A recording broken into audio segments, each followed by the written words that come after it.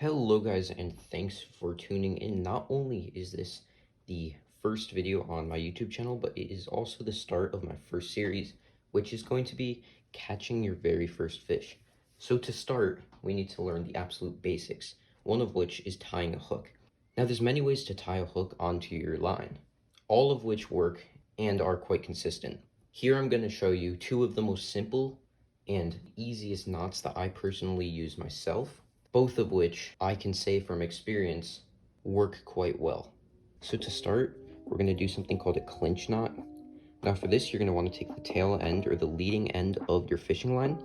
And if you were a little bit confused on why there's a straw here, this is just representing my fishing rod. And I'll get into more detail about this straw later on in the series. So you're going to want to take the leading end of your line. I don't know if you can completely see it. This is only 10-pound test. You won't need anything heavier to start. You're going to take the leading end of your line and put it through your hook. Now I'm using some small size J hooks. These are often what you want to be using to catch smaller size fish like bluegill and sunfish, and especially if you're going to be using worms with them. So here, you're going to want to take the leading end of your line, and what you're actually going to want to do is pull a little bit out so you have enough to work with. You're going to want to wrap it around your main line. So right here, this is my leading end, and right here, this is my main line. So you're going to want to actually wrap it around your main line. So just kind of pinch it with your fingers, and you're going to want to wrap it around probably about 5 to 6 times. That's what I do. Sometimes I'll get a little bit lazy and do 4. It doesn't really matter when you're going for smaller fish. That should be 3. It can get a little bit difficult. It's not too bad though. And if you get confused, you can always put this video in slow motion. I'm not exactly counting.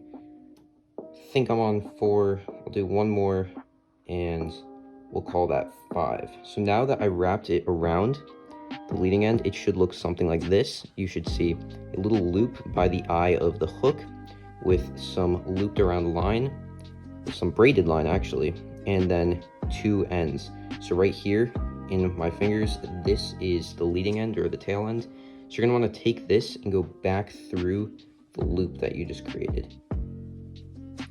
Now you're going to want to gently pull on the leading end. You don't want to pull too hard. And at this point, you can either take your fingers and stick them in your mouth for a second and kind of rub it a little bit on the fishing line just to wetten it a little bit and make it easier for the knot to be tied. But I don't find this to be completely necessary, especially for going for smaller fish. So that's all up to you. If you're going for something a bit bigger, I do recommend lubricating the line. If you're not, don't feel the need to do this. So now at this point, you're going to want to just take the main line and you're simply going to make sure that your leading end doesn't go anywhere. I recommend just holding it in your fingers. And you're going to take the main line, you're going to pull it. And you're going to pull it until you see all of the loops right by the eye of the hook. So at this point, the knot is actually complete. And pull until it's good, and you're complete. So now you can cut off the leading end of the line if you feel. And this is my tool from Bass Pro Shops that I've had for 3-4 years now.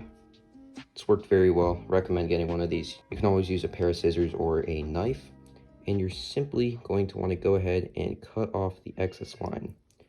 There you go. That is your completed knot. That's the first knot we're going to go over today. Now let's move on to the second one. Now for the second type of knot, it's pretty much just your any-day average kind of knot. There's nothing special about this. It's extremely basic. Stick the leading end of your line through the eye of the hook. And at this point, all you're going to do, give the hook a little bit of slack. And you're going to want to just take some excess line. And just as in your average, everyday simple knot, hold on, I got a little knotted up there. All right, as in your everyday average knot, you're going to go loop around and under. Now, and you can pull it the whole way. Now this is just an extremely basic knot, but it works very well for catching small fish like bluegill and sunfish. And then I recommend going back, doing a double knot. And then lastly, do one more double knot. And once you've completed your last double knot, the line should be snug enough on there that you don't have to worry about it falling off. Give it a little bit of tension, pull on it a little bit to tighten it, and simply cut off the excess, which I have way too much of here. Try to avoid that, but simply cut off the excess, which once again you could just do with a pair of scissors. Once you do that, I recommend actually moving your knot toward the back of the eye, just so it lets your hook hang down when it's in the water. Not completely necessary once again for catching your first fish, but just another little tip. So that is the second way of how to tie your hook. So that'll be it for this video. Watch for the next video where I am going to show you guys how to put a bobber on your line.